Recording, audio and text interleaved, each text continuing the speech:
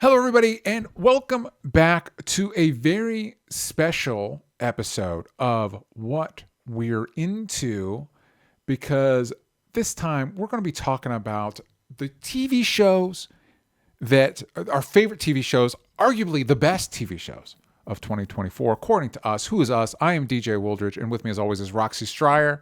What's up, DJ? Roxy is the queen of TV, so it's always good to be able to get into this. And we're going to do something a little bit different this time.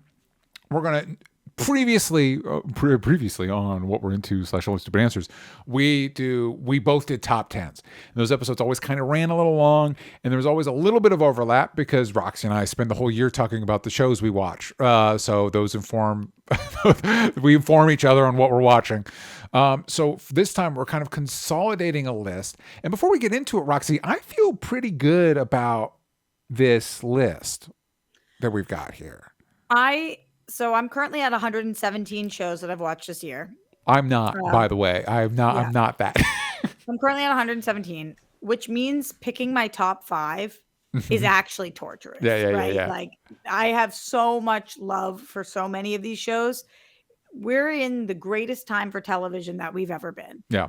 And so I feel good, but I also feel so guilty. Mm-hmm. I'm going to just get this out of the way right now. Love on the Spectrum didn't make my top 5. Yeah. And that will haunt me because no show made me feel more hope and love and joy than watching that show. Yeah. So there's a lot of shows that I feel so connected to that didn't make my top. I'm going to save the rest of them so I don't spoil it for you guys what did make it, but that are honorable mentions. And my honorable mentions are not miles away from my top 5.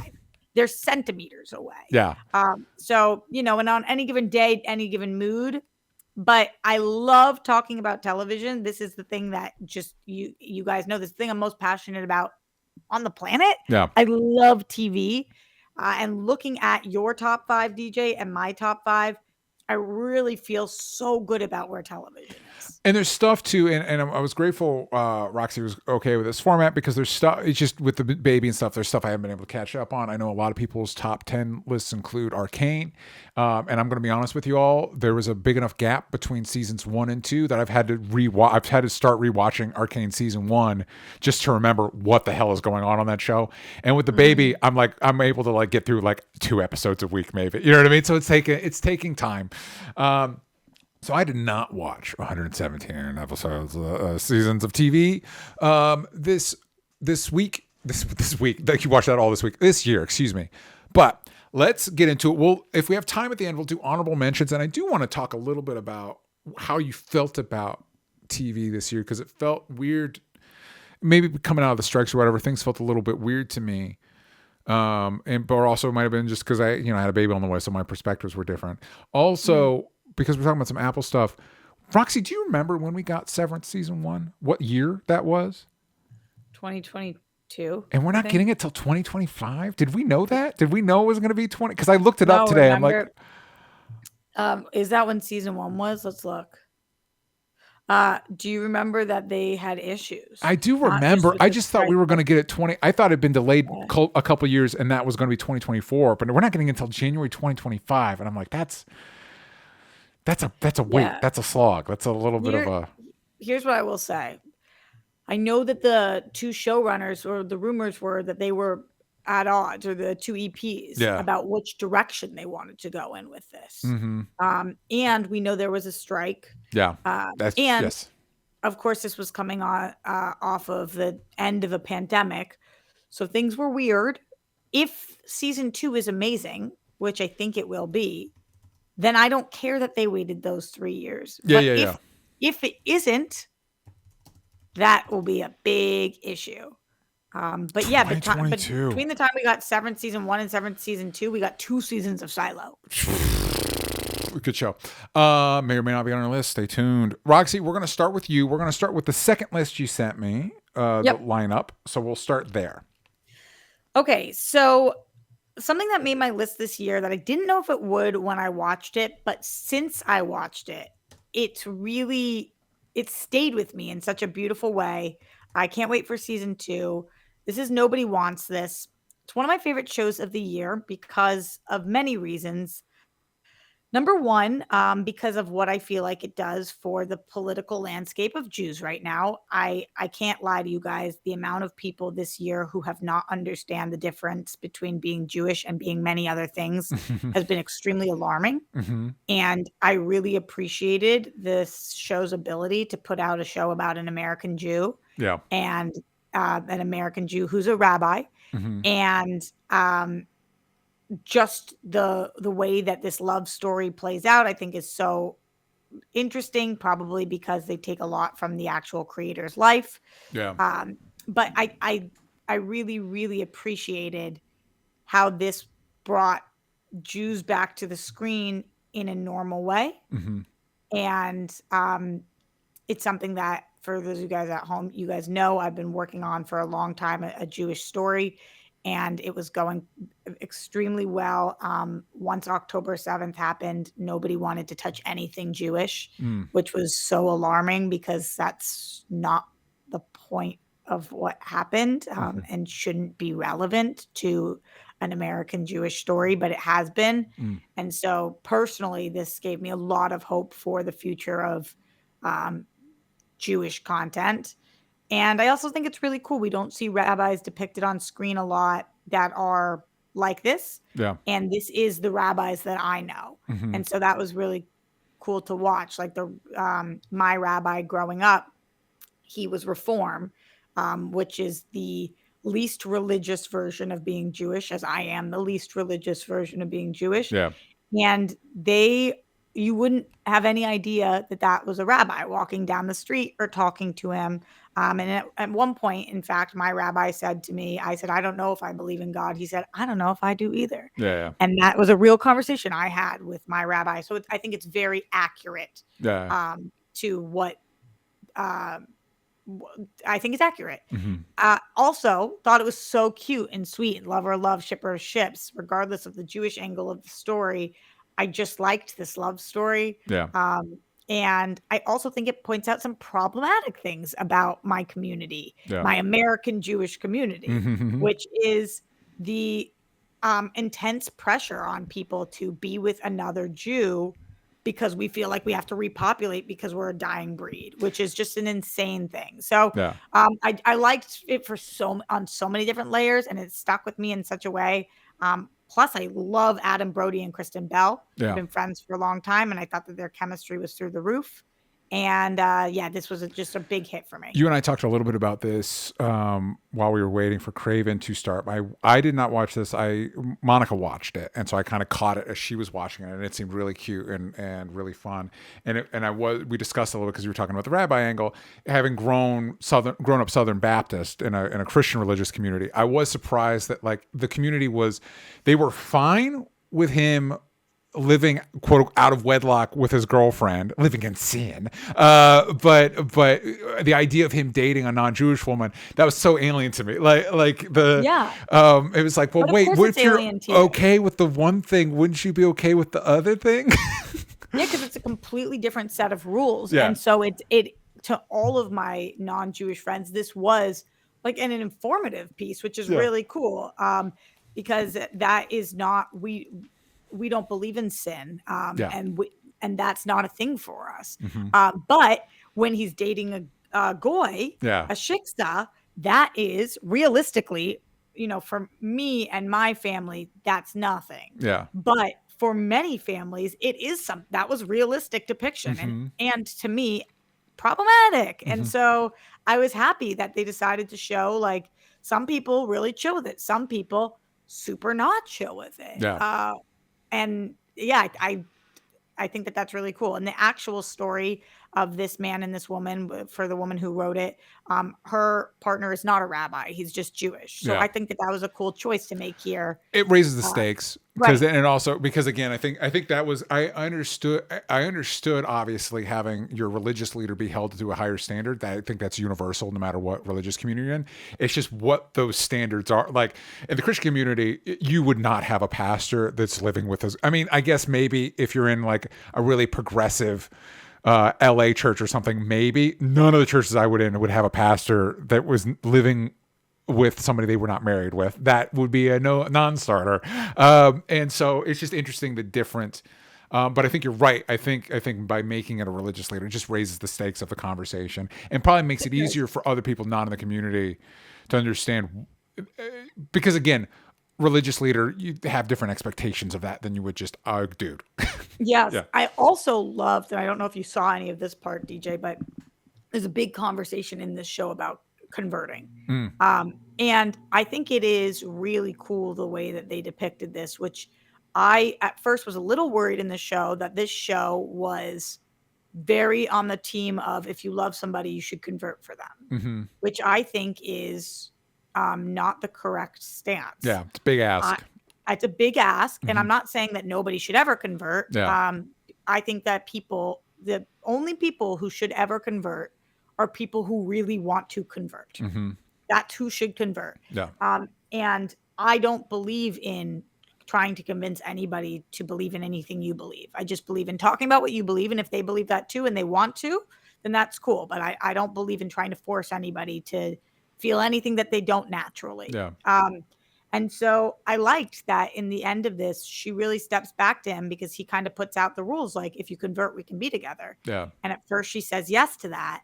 But then she's like, I'm actually not cool with that. Yeah. And I thought that was really important because if you're not cool with it, it's not cool. Yeah. So, and she was like, maybe I will be one day. I don't know. But I really liked that. Keeping things within the relationship circle, my first pick, so we're going from the bottom up, basically, from the shows that are trash to the real good. No, I'm kidding. It's our top 10.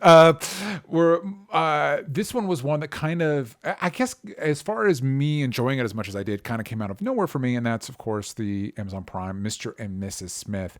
Unrelated to this, Roxy, can I relate to you as I was pulling assets for this? A weird thing I discovered. So, yeah, Mr. and Mrs. Smith, this is obviously kind of not necessarily related to other than like it's an adaptation of the Brad Pitt, Angelina Jolie, like it's a spiritual successor to the Brad Pitt, Angelina Jolie, Mr. and Mrs. Smith. I thought that came from, there's an Alfred Hitchcock, Mr. and Mrs. Smith. That is completely unrelated. That is a romantic comedy about a couple that finds out that they're not legally wed and has to deal with, there's no spy stuff, none of that stuff. Also, in the 90s, there was a Scott Bakula starring show called Mr. and Mrs. Smith that involves two secret agents that are forced to pretend that they're married to go through their secret missions, which also apparently also has no relation to either the movie Mr. and Mrs. Smith or this Mr. and Mrs. Smith, which seems suspect to me, but I didn't see anybody saying they're connected. Also, there was a TV movie they made after the Brad Pitt, Angelina Jolie, Mr. and Mrs. Smith that starred Jordana Brewster that was supposed to be a follow-up to that movie where they were playing the same characters from the movie. So it's just the Mr. and Mrs. Smith franchise is odd with a lot of moving parts. But anyway, this is the one starring Donald Glover and Maya Erskine, and I thought it did a good job. If you were focused on this as a spy show, there were some elements that might come across as weaker. But I think the way the show wants you to engage with it and the way I was able to engage with it is we're talking about the dynamics of a relationship and using the spy movie formula as a vehicle to talk about this, like the idea of having kids and stuff like that in a more heightened format. And so if you kind of are able to engage it with that and kind of let some of the, like, because if you drill in on some of the spy stuff they do, you're like, wait, how does that work? Hold on. That's not what matters. That's not what the show's trying to do. I just thought the way it's engaged with relationships and the performances and the way it was filmed and the writing, I just thought it was really excellent. And I shouldn't have been surprised because Atlanta's really good. But I didn't expect for it to grab me as much as it did, to the degree that I'm a little bummed. There's been reports for season 2, and it looks like we're following a different couple. Oh. And that kind of bums me out because I think there's a little bit more gas in the tank for these two characters, which you grow to really like care for and root for. And it's a good showcase for both actors. So for me, what is number 9 on our list, my number 5 pick is Mr. and Mrs. Smith. Such a good pick, DJ. I think that also, you never know going into a show. We had heard that Phoebe Waller-Bridge had left. Yep. You start to think like, is that because it's not good?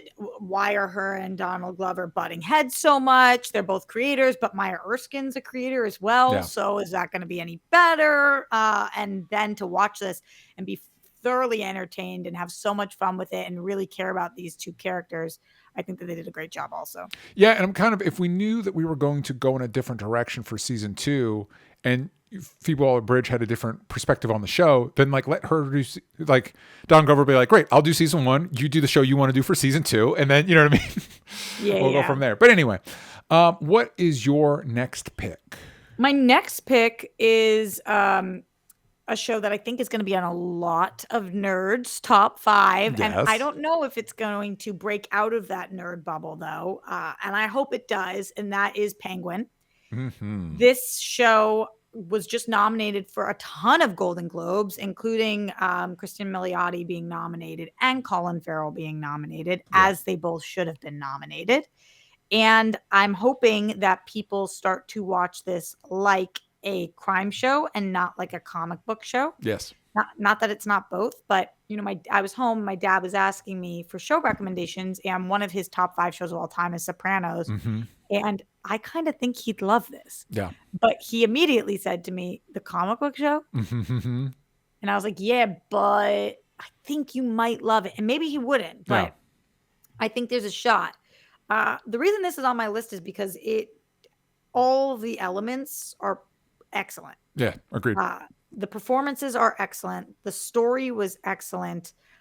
This got me more excited about the future of the Batman trilogy or whatever it's going to be that we see. So that's excellent. The visuals, I loved this so much. And I am pleasantly surprised with the fact that I have a DC show that's in my top 5 this year. That's exciting. Absolutely. And this is one of the reasons I felt comfortable doing this format, because the Penguin would have also been in my top 10 as well. We've talked a lot about it, but it is shocking. If you told me a TV show based on the Batman villain, the Penguin, would have been one of the best shows of the year, I would have been like, it's crazy talk. And if you told me that this was going to be better perceived by far than Joker 2, I would have said that's crazy talk. Coming to Max, I think the 12th, I'm going to watch Joker 2. I'll report back, everybody. I'll let you know. Wait, did it? Wait, it already dropped. Did it already drop? Maybe I misread the thing. I am in kind of a fugue state most of the time, so maybe I misread when it drops. No, I saw it there yesterday. Is it streaming already? Yeah. Well, I'll report back, everybody. So the next one on my list is, if you guys may recall, I think it made a kind of honorable mention whenever it came out, but Interview with the Vampire Season 1, I thought was really good. I thought it kind of petered out by the end, but overall I thought it was really strong. Interview with the Vampire Season 2 elevates pretty much everything about the first season, and it's just an incredible. And here's the thing, Roxy, I don't care about Anne Rice books. The first the movie is fine, but this, I think you would love this show. Lover of Love, Shipper and Ships. That's what I hear, DJ. This is on my must watch. It's on my must watch. Yeah. You know, I did not like this movie. I know, but the show, and especially the issues, as I recall of your issues with the movie, it handles the material with so much more nuance. And what's interesting about the show, the format of the show, like the format of the book, is you've got a reporter interviewing a vampire about his centuries-long life. What makes season 2 interesting is, for people that have seen the movie, they introduce the character Armand, who's played by Antonio Banderas in the film. He's played by a different actor here that I'm going to try and pull up because he's incredible. But he is introduced at the end of season 1, and he kind of joins in on the narrative in season 2. And so what you get is you've got kind of two competing. Assad Zaman plays Armand. You get these kind of two competing perspectives on events that happened, and so you kind of get a meditation on memory, on how different people perceive relationships and interactions. It uses its material to really kind of explore and dissect the human experience in a very interesting way, and which is really cool. And I think genre shows like this, because vampires, horror, stuff like that, have a lot of leeway to do that in a very heightened state, because we're dealing with vampires that live over hundreds of years. But it's just such a well considered, well executed, well performed. It's just a beautiful, beautiful show.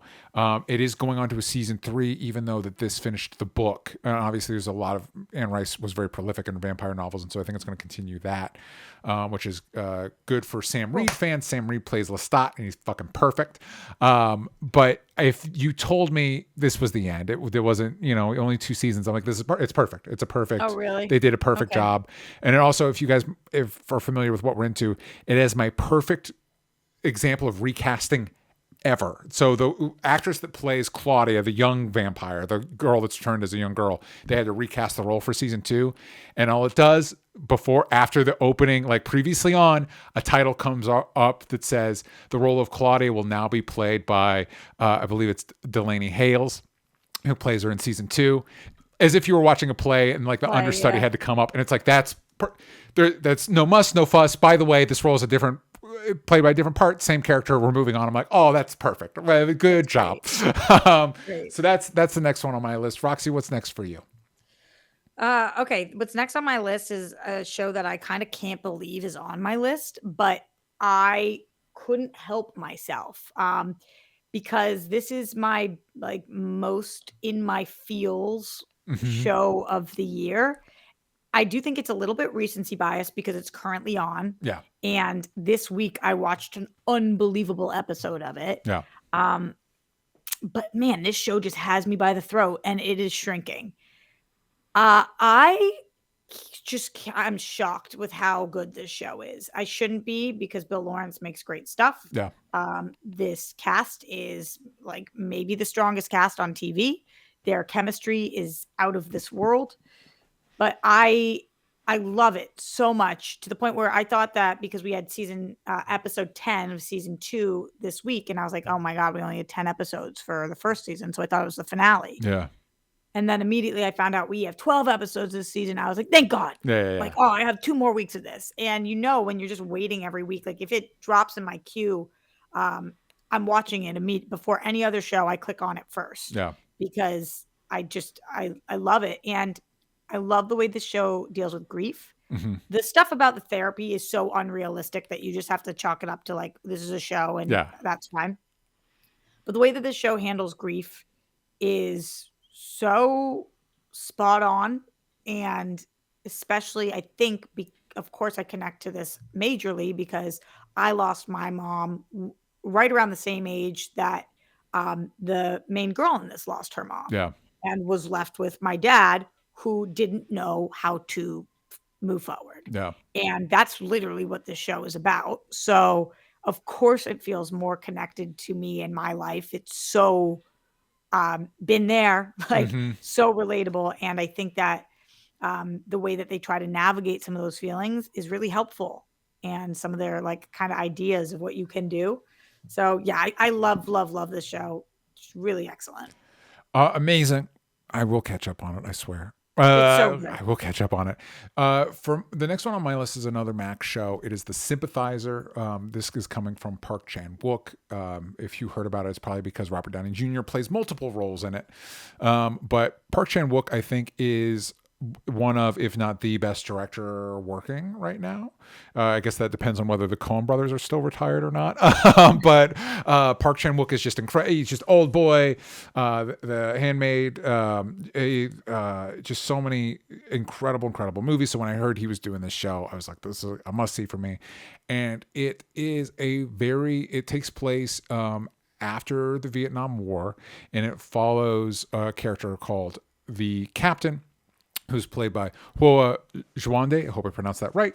And it's a good example of, looking at, obviously there's a lot of media about Vietnam, but not a lot of it, or at least American media, about the Vietnam War from the Vietnamese perspective, and what it means to, it explores a lot of ideas, like what what purpose does war serve? Is there, when you're fighting for an ideal, because when you're following the captain, he's a double agent fighting for the communist side of Vietnam.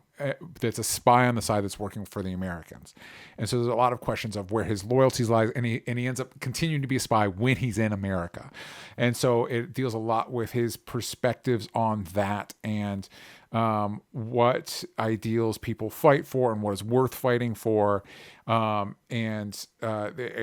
results in a really powerful ending that kind of critiques a lot of those ideologies. And the actor that plays the captain, I hope he goes on to do incredible. He's so good. And it's one of those, like, cast this guy in one of these superhero movies, something that give this kid a paycheck because he's so good. It's fun to see Robert Downey Jr. play variations on a theme because he plays multiple figures in the captain's life that kind of result in kind of a blanket, the white man, like what that represents to this character. And so it's fun to see Robert Downey Jr. step out from under the Iron Man curtain. But it's just an incredible show. It's on Max. It didn't get a lot of buzz, which bums me out. I watched the pilot for this. Yeah. And I liked the pilot a lot, but decided it deserved more of my attention than I could give it at the moment that I was watching it, because I was in the middle of watching a lot of serious shows. And I was like, I need an easy show, not a difficult show right now. And I never went back to it, but I definitely should, because I did like it. I definitely did like it. This is cool. On their poster, just these 4 words says refugee, traitor, hero, spy. Yeah. It's like, yeah, damn. it's just really, I think it has a really interesting perspective that we don't get a lot in American media. And I think stuff like that is important, is vital right now. So yeah, definitely recommend it. Roxy, what is the next one on your list? Spoilers, it would have also been on my list. All right, DJ. The next one would have been on your list too? I think so, if the lineup I have is correct. Have you started it? Say what it is. Okay, the next one that's on my list. It's unfair because we are midway through season 2 of this show. Yeah. But there's just absolutely no way we get to the end of this show and it's not on my list. So I'm putting it on there preemptively, barring they do something absolutely horrific for the second half of the season. Yeah. And that show is Silo. Yeah. DJ, you caught up on Silo? I'm not caught up. I'm 3 episodes in. But similar to you, I'm like, well, based on season 1 and where we're at in season 2, this would be on there. This is going to be on there. Yeah. Yeah. So, okay, man. This show it's the best show that's currently on. Mm-hmm. It is so good. It is why Apple is probably my favorite network right now. And it's not just this. Obviously, you saw Shrinking is on my list, but also I love Morning Show. There's Severance is coming back. There's 15 shows. Bad Monkey, which I loved this year. Yeah. Ted Lasso. There's so many shows that Apple absolutely nails. And this is one of them. Silo is exhilarating. Mm-hmm. I can't look away. Yeah. Rebecca Ferguson is such a good lead for this show. I love shows that I never stop guessing. Yeah. But it's not just like, because we want you guessing at something. It's really like they have set up, probably because it's based on the IP, so they had something to go off of. Yeah. They've set up such an amazingly interesting world that no matter what corner we're in, I'm loving it. So if we're down below, if we're in mechanical, I'm loving it. If we're spoilers, for if you haven't finished season 1, if we're outside of the silo, I'm loving it. Yeah. If we're up with the elites, I'm loving it, because every corner of this world is so thoroughly thought through. And I mean, they've made some decisions. I won't spoil anything about this season, DJ, because you're not caught up yet. Yeah. But they've made some decisions this season that I'm just like, how are you guys going to get yourself out of this mess that you've made? Yeah. But I know they will. I feel very confident in this show. And yeah, it's excellent. Excellent sci-fi. I think this show would make my list for the first episode alone, because they make a really strong decision in that a bulk of that episode is watching our lead character Rebecca Ferguson does not say a line, just make decisions, like just be in a situation. You mean in the first episode of season 2? The first episode of season 2, yeah, where it's just Homegirl is not in the first episode of season 1. Nope. Those first few episodes are like, wait, who's our protagonist in this show? Because we were mowing through people. But yeah, in season 2, you're just watching her silently make decisions and solve problems, and there's so much confidence in their visual storytelling. Because we even open that episode in media res in another silo. And then you start seeing events unfold in the silo we started with, and you're like, oh, this is why that matters, because now we're seeing it happen again over there, which sets up the stakes for what Rebecca Ferguson's character is going through so well. And it's just so confident. It's just so confident in what it's doing and how it executes it. And it's really invigorating. The levels of mystery too, like, of course we're focusing on the silo that we came from, and all of the stuff over there, but now this mystery that keeps unfolding week after week of who is Solo. Who are you? Love that actor. And I won't give away, but last night's episode, DJ, we get we still don't know who is Solo. Yeah. But in last night's episode, we find out who Solo is not. And it was like, what is, like, this is such a small mystery compared to the massive silo, the mechanics of silo. Yeah. But now I'm as invested in, who are you, mofo? Yeah. How are you here? Good TV. Excellent TV. So that was Roxy's pick. The next one on my list is House of the Dragon season 2. I think going in, Roxy and I were probably in a similar boat of being like, going into season 1, do we need another Game of Thrones? Do we need it? And then House of the Dragon pretty quickly was like, yeah. And while the season did run into some issues where I think we got 8, we were supposed to have 10, and then we got 8 episodes. And so it ends abruptly. It ends like, wait, that was the finale? That said, the rest of the season is so strong, so excellent, so many really escalates and elevates all the stuff introduced in season 1. We're starting to get new dragon riders. We're seeing a conflict play out where there's definitely a side, if I recall correctly, that Roxy and I are definitely rooting for, but you can kind of understand how stuff gets out of hand and why people are making the decisions that they make. It's all the stuff that Game of Thrones has always been really good at, and it's really leaning into that, and I think it makes for just must-see TV. It's just really, and it's some of the best, like Matt Smith is like, excuse me, to reference another show, siloed off from the other characters for a bulk of it, but he's so good that it doesn't matter, that it's like I'm still invested. So good for Game of Thrones for keeping that juice. They still got the juice. I'm so with you. Listen, is this show technically better than Shrinking or Nobody Wants This? Maybe. Yeah. And there's a couple of things that prevented this from being in my top 5, but that don't prevent it from being in my top 10. Or top 12. Yeah. I really love this show. I think if we had gotten 2 more episodes in this season, it probably would have been in my top 5. Yeah.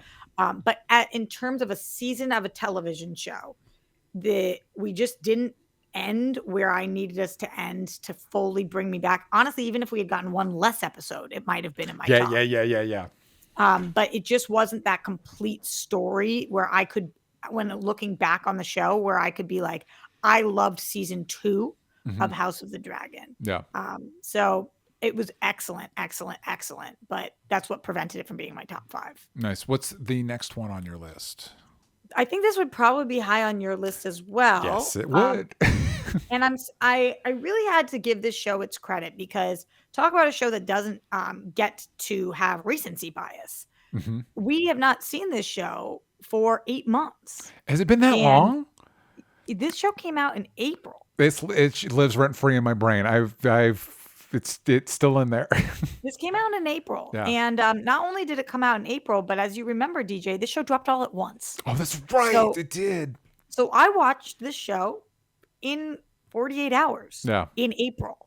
And it still the second highest show on my list. Yeah. So that's major, major credit to this show. I'm talking about Fallout. Fallout was a show that I knew nothing about. I did not play the game. I did not look into what was going on. All I heard was that it was on a lot of people's most anticipated. And I was like, I'm going to just check this out. I didn't know how powerful the story was, and how incredible. I always have loved Ella Purnell. We're Mm-hmm. big Yellow Jackets fans. I Yeah. think she's a star. But I didn't know how much I was gonna love Lucy Yeah. as a character. What a cool character, Yeah. man. Like, it's not the only thing that makes this show great, but following her is such a joy, because she's different. She's unique. This world is so different. There's so many like nooks and corners of places that I'm like we had Michael Emerson in an episode of this show. You know, Mm-hmm. there's just so many things about it where it's like, wow, this is so cool. This is everything that I was kind of hoping that Westworld would be Yeah. from Jonathan Nolan, No. that didn't end up following through on. So when we talk about most anticipated shows of the future, Yeah. because I think this will come in 2025, but maybe not. Oh, one hopes. Who knows anymore? It is so high up on my list, which is how I know it's so high up in general. From start to finish, I think that they ended on a perfect note too. I haven't even mentioned Walton Goggins, Yeah, which yeah, is yeah. crazy that I haven't even said his name as one of the. I mean, a highlight of my life was watching him. So Yeah. yeah, love this show. Love this show like I loved The Last of Us.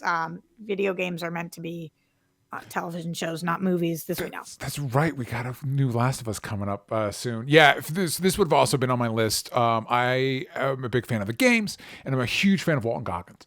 So on the one hand, this had a lot of that going for it, but it would also be very easy to mess this up. Fallout has a very specific tone, and it would have been very easy, I think, to maybe not even try to shoot for that tone, maybe to try for something a little bit less tongue-in-cheek, a little bit more serious.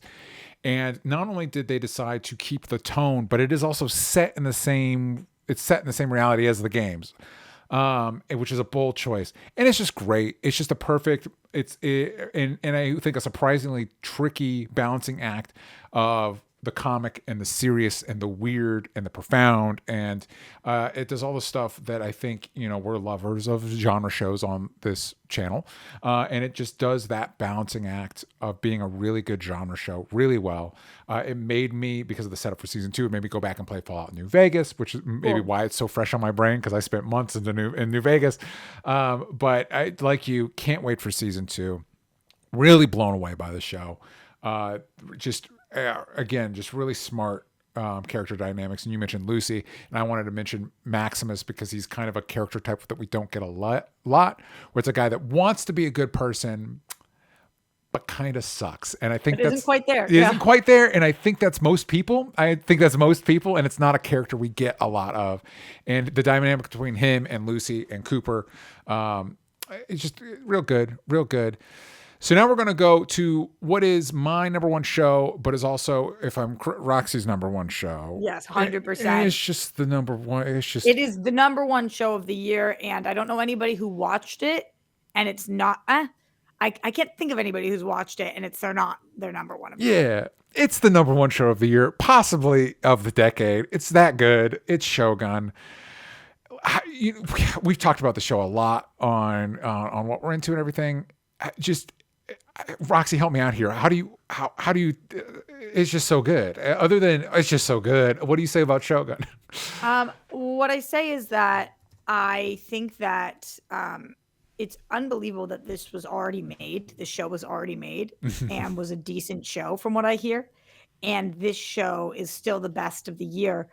The attention to detail, the amount of people that were on set. If Anna Sawai doesn't win for the Golden Globe nomination, then what are we even doing here? Yeah. Like, she was just nominated. I was so excited for her. But it's everything. It's the story. It's the lessons that it's trying to show us. It's how relevant it is today, which is crazy. It's the lover of love, shipper ships angle, man. Like, you can't underestimate the power of love in this, which is just so strong for me. It's power. Yeah. in general and what it does to you and what you do with your power.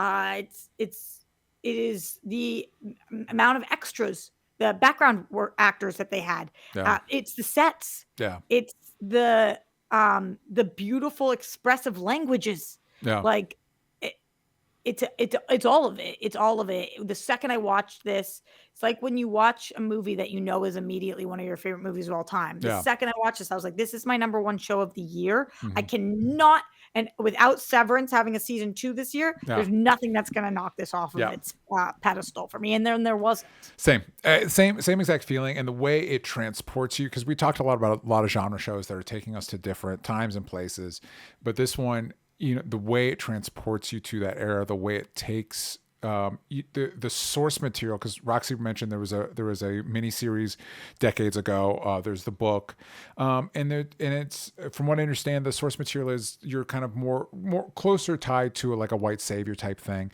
The way it distances, same basic story structure, but it distances itself from that by really focusing on Sawai's character. I'm really focusing on Hiroyuki Sanada's character, who of course was a producer on it, and a historical consultant. He's been a historical consultant on stuff like Westworld, stuff like that. Because in season 2 there's Samurai World.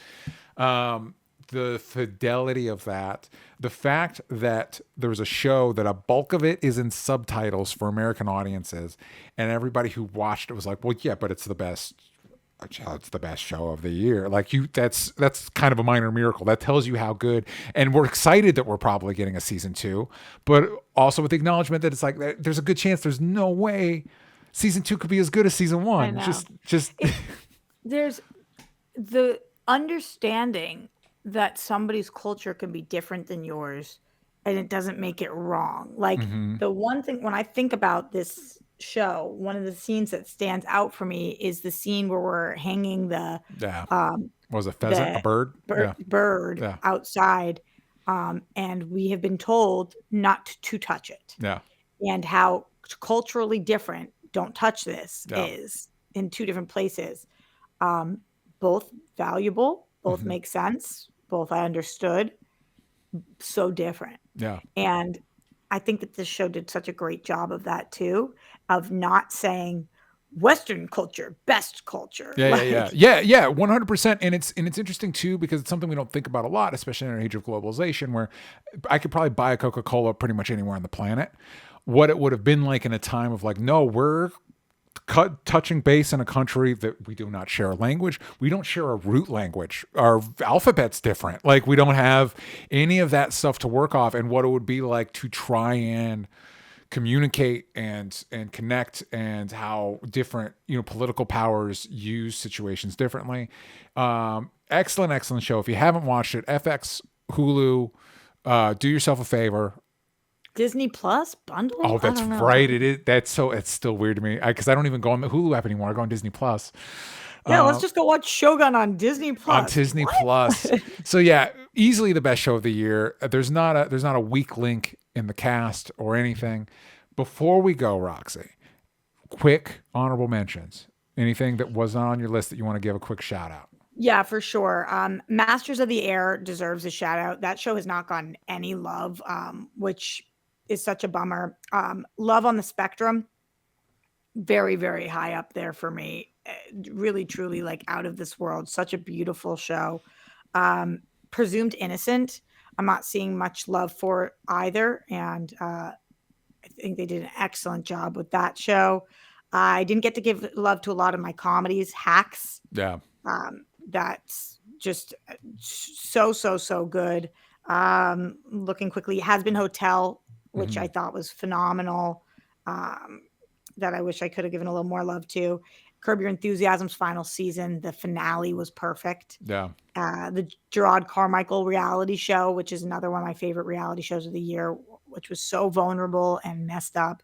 And even though it was people's not favorite season of The Bear, and always Abbott Elementary, it's my favorite network show. Yeah, we should be getting that Always Sunny crossover soon. Looking forward to that. Man, yes, oh yes. For me, What We Do in the Shadows. This is also its final season, and I think it's really knocking it out of the park. We also got the second and final season of Tokyo Vice, and I think the second season is, I liked season 1. Season 2 is pretty much an improvement on every level, and it's just a really cool, and it's a bummer that we're not getting more, but season 2 ends a pretty good spot. I also briefly considered, because my favorite episode of The Curse happened in 2024, I briefly wait, does The Curse count? I don't know that it counts, but man, if you haven't checked out The Curse, it is a wild ride. But yeah, so I think really some really great stuff. I asked you guys in the chat, for everybody that watches live on patreon.com/onlystupidanswers, what your favorite shows of the year are. Leonard Kim said The Boys, Three Body Problem, Rings of Power, Shogun, Shrinking, Fallout, Acapulco, Outer Banks, Chaos, Masters of the Air. Of note, Roxy, that was in order. So he had Shogun at number 4. And then Mike Joyce said favorite shows in no particular order: Interview with a Vampire, Masters of the Air. Got a lot of you've converted some people, Roxy. You got some people watching Masters of the Air out there. It's really, really excellent. Nobody's talked about it this year. Yeah, I noticed. Yeah, I noticed that. Shogun, Fallout, Shrinking, Chucky, The Boys, Rings of Power, Invincible as well. So those are some of your guys' top shows. Thank you all, everybody that joined us live. Roxy, thank you for another amazing year of doing this stuff. As of this recording, we still got one more, but who knows when it drops compared to when other things drop. Totally. So thanks for everybody that joined us. Roxy, where should the kids check out what you're working on? You guys can find me everywhere at Roxy Stryer. You can find me at DJ Talks Trash. You can follow the show everywhere that matters at Only Stupid Answers, but on Twitter /X. You ain't got the vowels from stupid. And we will see you all next time.